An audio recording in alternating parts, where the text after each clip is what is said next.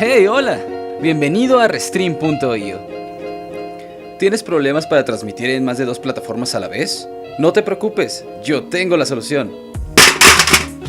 Lo primero es explicarles qué es Restream. Restream es una plataforma multi-streaming, es decir que te permite transmitir en múltiples plataformas a la vez. Funciona enviando tu transmisión a Restream.io, donde la página se encarga de enviarlo a las diferentes páginas, tales como Twitch, YouTube o Mixer. Con esto claro, permítanme mostrarles cómo navegar por la página y ayudarles a configurar su transmisión.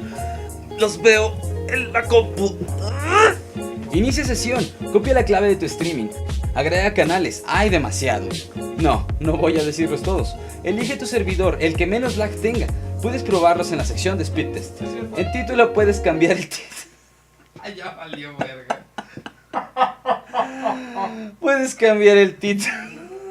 Puedes cambiar el título de tu directo a, no sé, jugando con subs mientras toco una trompeta y pasa esto. Clickbait, no lo sé.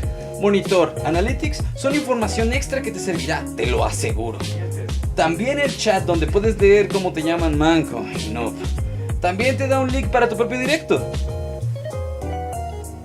Así de fácil. No, el filtro no.